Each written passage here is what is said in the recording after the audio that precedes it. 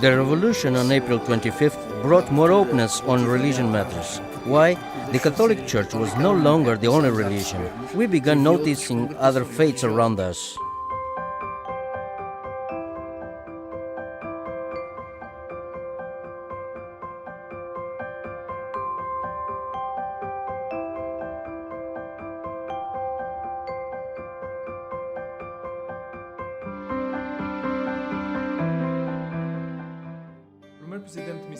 The first mission president in Portugal was President William Bangerter, and the first missionaries arrived from the USA and from Brazil.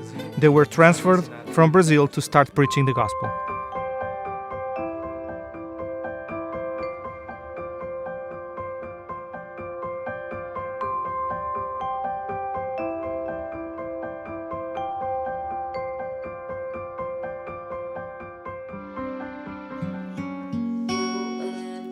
I met the church through some uncles who immigrated to Brazil when they were very young. But as soon as the church came to Portugal, they invited us to attend the meetings at the Hotel Roma, and we took the whole family. And the funny thing was that all the women believed and were baptized.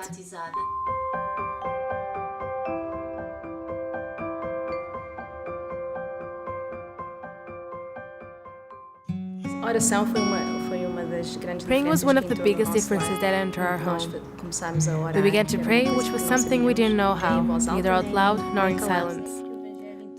I know that the gospel came at just the right time when we needed to receive that direction for our lives as we entered our adolescence. I can now see how that affected our home and the choices we made in life. What touched me the most as I think back was the fact that this experience involved the whole family. No one has ever said, "I don't want to talk to them." Never. We were all there, eager for knowledge, waiting for the missionaries to come.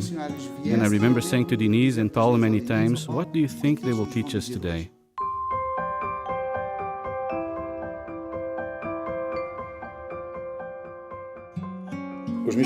The missionaries invited us to go to church, and my brother and I decided to go.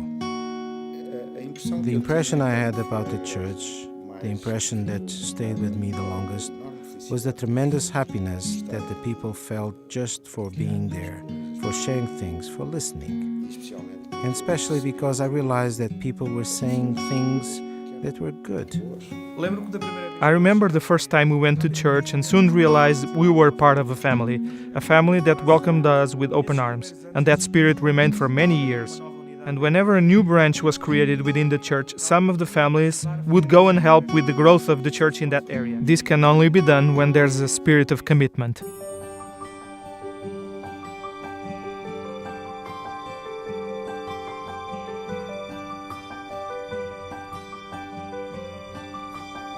We recognize, Father, that from this land went navigators and seafaring men in days of yore, and that the Portuguese people have had an adventurous spirit as they trusted in Thee, as they looked for lands unknown. Grant that they may trust in Thee as they now search for those truths that will lead them to life eternal.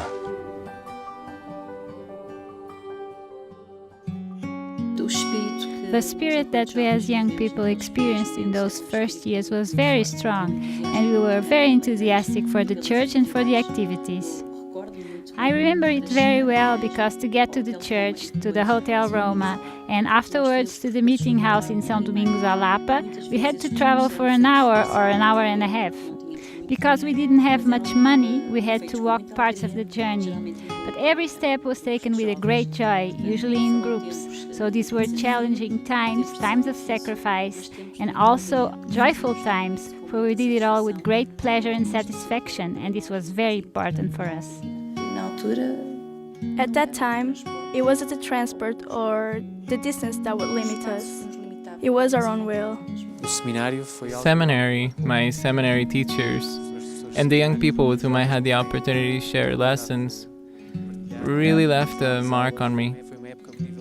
It was an amazing time of my life, which I will never forget and will always treasure.